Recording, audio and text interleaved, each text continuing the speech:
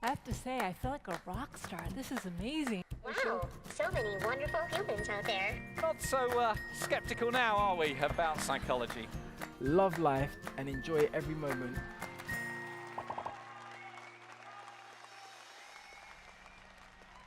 They never come apart like they should.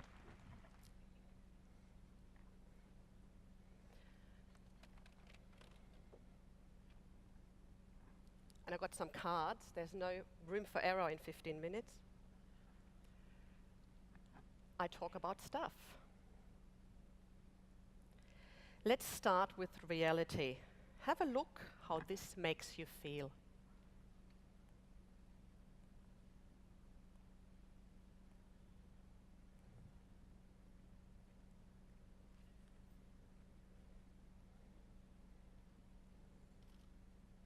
In our busy society, the physical world around us impacts our well-being.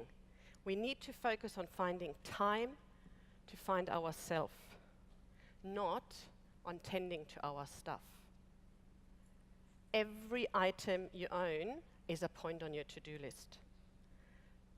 The more stuff you have, the more time you waste. If you imagine a bookshelf with 150 cookbooks, if you walk past that bookshelf, these books will talk to you. Cook with me, cook with me. You've never opened me, I'm still in my original wrapper. If you have 5 cookbooks, that won't happen. If you lie awake in the middle of the night and can't go back to sleep, check how many of the thoughts that keep you from falling asleep or from sleeping are stuff related. And we don't need more space, we need less stuff.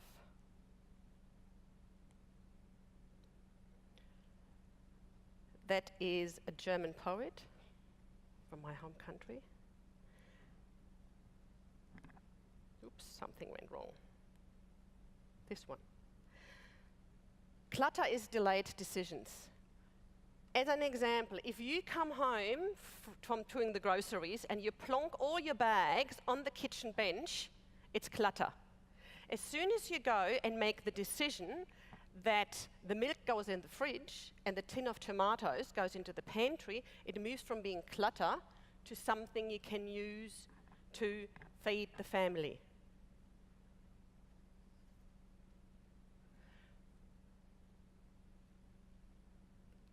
So, how we do this decluttering? We start now. And by now, I mean today. Should be home by 6. Is that reasonable? Because the next point is we start small. Don't start with the garage today. Maybe the second drawer in the kitchen is a good starting point. It should take around, 15 minutes, 20 minutes. Decide on an area and stick to it. Yes, examine the time frame you have. Examine your headspace too. Once you've made a decision, go for it. You take everything out. The reason for that is, if you imagine decluttering a bookshelf, if you go past that bookshelf and just take out the books that you can let go of, that's actually a very negative emotional feeling. If you take all the books onto a horizontal surface, and I know that might be the floor, and then just put the ones you love and will reread back on the shelf, that's a positive emotion. If you do it this way, take everything out, you'll get rid of 30% more than if you just walk past your shelf. I use a 4-bucket method. The 5th one would be the maybe one, but as I said before, clutter is delayed decisions. Once you're doing this, you're not doing the maybe. So these are the 4 categories. This is a very quick, I can talk a lot longer about this. And no one needs to go out and buy these buckets unless you want to start an organizing business. Cardboard boxes, washing baskets all work. So, first categories, stays in the area you are doing. These are the books you're going to reread and they might end back up on the shelf. The next one is rubbish, all rubbish, recycling, red bin, all of it. It gets too complicated. Remember, clutter is delayed decision. You want to make this decision as easy as possible. You don't want 10 categories. You want a maximum of 4. Rubbish. The next is donation and giveaway. Again, could be donation to a charity and giving away to a friend. Put it in one container. And the last one is my favorite one. It's the focus bucket. It is the keep, but somewhere else. So going back to the bookshelf, you know the soccer trophies you find there and the stuff, you know, we push our books back and then we accumulate stuff at the front. Soccer trophies, crap from the floor. If you take that soccer trophy into your son's bedroom and you realize, oh, they're all fallen over and they all need a dusting, you might start there and do a bit of dusting, and then you find a spoon and you go into the kitchen and you remember, didn't she say toss it all out? You find a screw, you go into the work shed and start there. You can work 4 hours and have piles of shit absolutely everywhere. So, put it in a category. And I'm doing a workshop tomorrow, and you might learn how to empty this. There's no time for this. This is the video that needs clicking. Ah, it does work.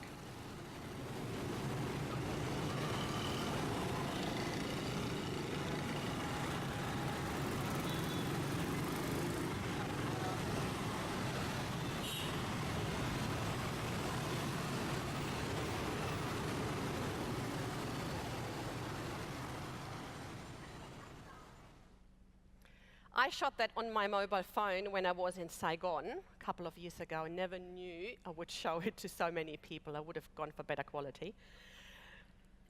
But it illustrates what I want to say. This is what the decluttering and organizing journey looks for a lot of people. Because it's actually hard. It just looks easy on TV and in magazines. When you decide to declutter, have an idea where you want to go. Examine, why do you do this? What is the end result? What are your standards? What are other people's standards? Forget about them. Check the current situation.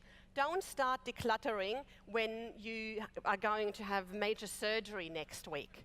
So we examine the current situation. We do that when we cross the road. So I looked, and I'm much taller than most Vietnamese people, and they all cross the road, and I thought, I can't do this. How are they doing this? They just go, and I'm still on the other side. And then you have these thoughts, maybe all the tourist attractions are on this side of the road anyway.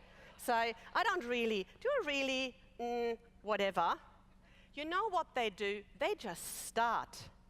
You will never have a break in that traffic that is perfect. Don't wait for the break, just start. You need to focus on your path with your decluttering, as with crossing the road. You know these scooters, they just go around you, but they anticipate where you're going. If you stop, they'll run you over. If you do different paces, they actually can't anticipate where you're going. And do never turn around. Don't go to the middle of the road and say, you know what, this is too hard. You know, this is all in a slide. You will reach the other side unharmed. Trust yourself.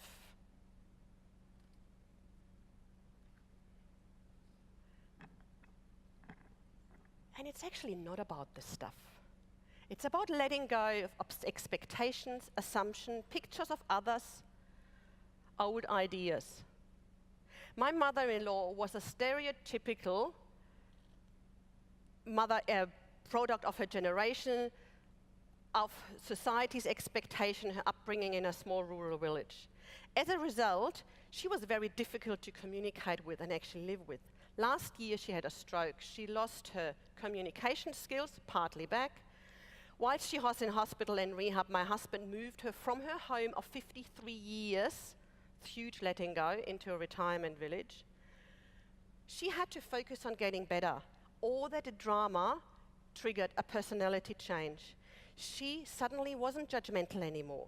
She had let go of the expectations of us, her neighbors, and of herself. Before that stroke happened, everything we did was wrong. The way we dressed, the way we led our day, what we ate, how the kids behaved. She finally was able to let go of the picture of herself and others, the assumptions she had on how a perfect life has to be.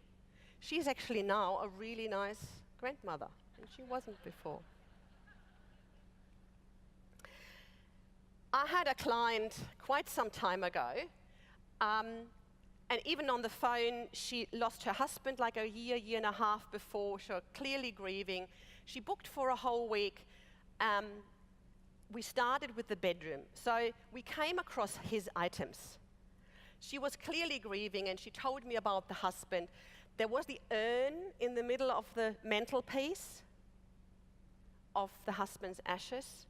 With the decluttering, we came across objects, and then she would say, I never really liked this. We came across objects she had to hide from him.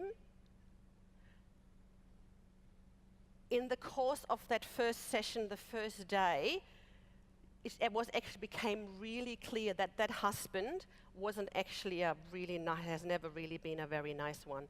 When I came back the next morning, she looked shocking. She had been working all night. She looked the way, but she was beaming. She took me upstairs and showed me where she put the urn. It ended up in the spare bedroom at the bottom, faraway corner of the wardrobe. And this happened because we approached all these items on all these things.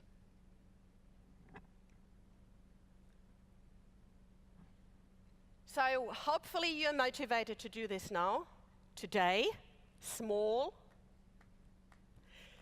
When you do, keep only what you need, is useful, or you love. Thank you.